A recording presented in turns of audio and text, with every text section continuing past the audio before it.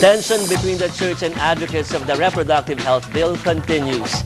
DSWD Secretary Esperanza Cabral is blaming the booming population for the growing number of hungry Filipinos. Pro-life advocates, for their part, say that lawmakers should be focusing more on how to combat corruption and poverty instead of focusing on birth control methods. They also urge government to remove sex education from the elementary curriculum.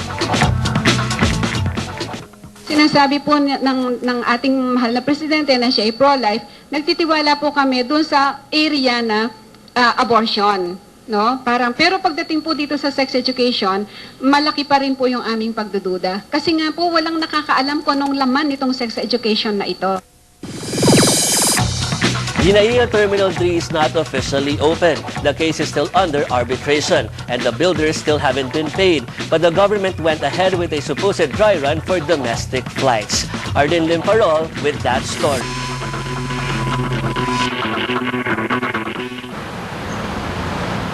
It's the third time the NAIA Terminal 3 is being opened. 2 presidents and 3 airport general managers have inaugurated this airport through what they call soft opening.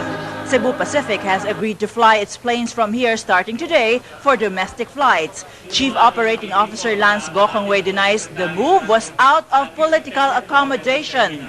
It's a very cynical way of looking at it. Who wouldn't want to be in this airport? We're very happy to be here, especially compared to our current facility. And by next week, we'll be moving our entire domestic operation here, and the main beneficiary of this will be the Filipino public. This airport still has a lot of problems. First, its ownership is still subject of an arbitration case in Singapore. Second, it still lacks a major facility which any international airport should have, a cargo hub.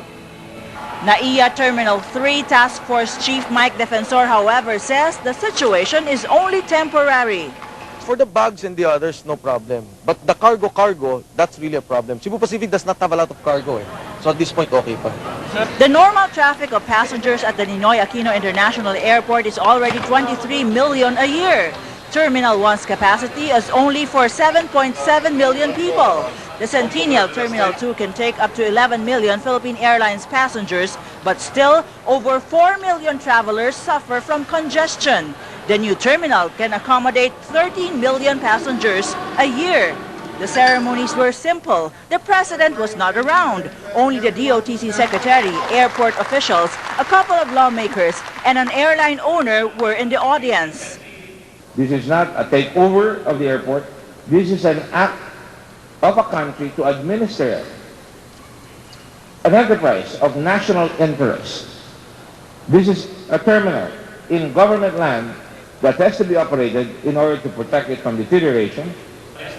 The low-profile event, however, does not mean this will not be counted among the president's accomplishments when she delivers her State of the Nation address on Monday. Transportation Secretary Leandro Mendoza is quick to stave off precisely this kind of impression. Hindi ho dahil sa SONA kaya natin bubuksan to.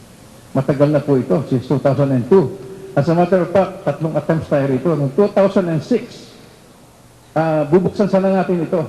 Biglang nag-collapse yung ceiling. Noong 2007, bubuksan natin ito. Pinat tayo sa Supreme Court ng 2 petitioners.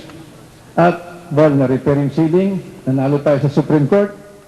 After all, whoever owns the complex, it still sits on government land. And the government says the facility should be occupied now rather than leave it deteriorating like another white elephant. Ardin Limfarol, ABC News. Mock elections for the ARMM polls went smoothly. But even if the COMELEC is all ready, President Arroyo wants to put the elections on hold. Faye Tobias with this report.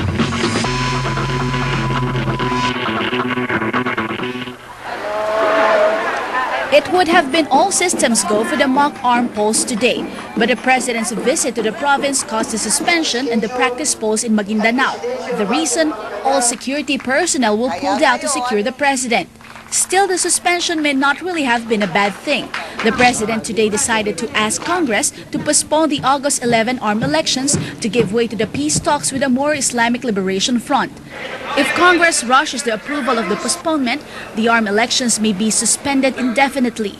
It's a decision that has left the COMELEC frustrated since its new leadership pushed hard for the automation.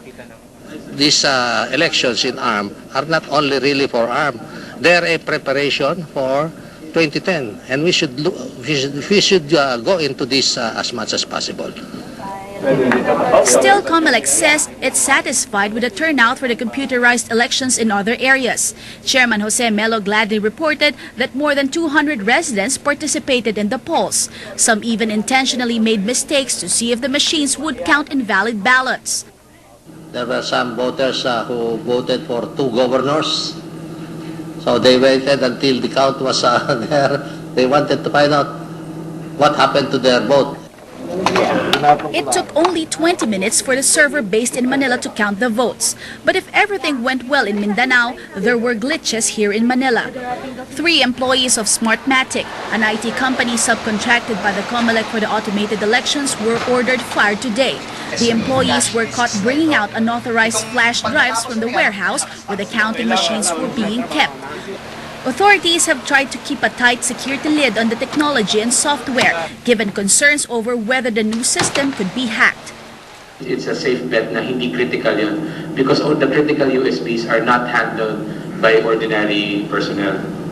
COMELEC is also considering changing all personnel assigned in the warehouse to clear doubts over the credibility of the soon-to-be held or soon-to-be postponed ARM elections. Faith Tobias, ABC News. Overseas, Chinese rescue teams are struggling to reach 36 miners who were trapped underground by floodwaters for more than a day.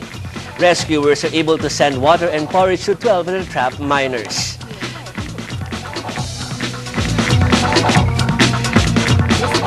In the U.S., a North Carolina man now walked away from an accident almost unharmed after a car crashed through a restaurant window and into the booth where he was sitting. The man picked up his hat and walked away from the crash as if nothing happened.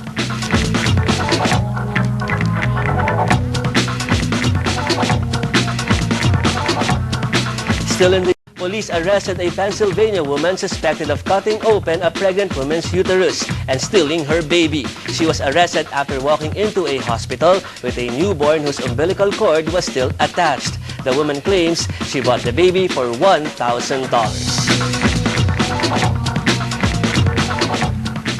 Japan is hosting the first ever International Whistlers Convention held outside the U.S. The country earned the right to host the event after Japanese whistlers claimed the top prize in 5 different divisions in last year's competition.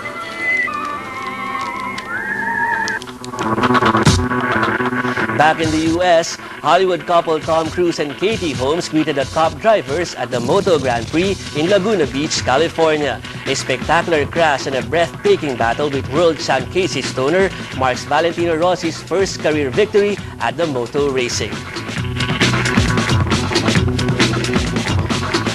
In Cuba, some 65 classic car models took part in a rally in Havana to mark the anniversary of the Cuban Revolution.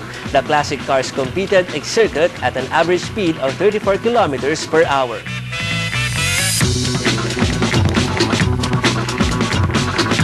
In Germany, a small business in Berlin has created a new card game using the faces of famous dictators and leaders from history.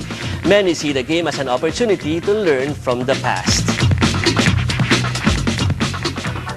Next on Sentro, Dagupan's police chief gets the axe over a recent Shabu raid. And some pics from the World Wide Web.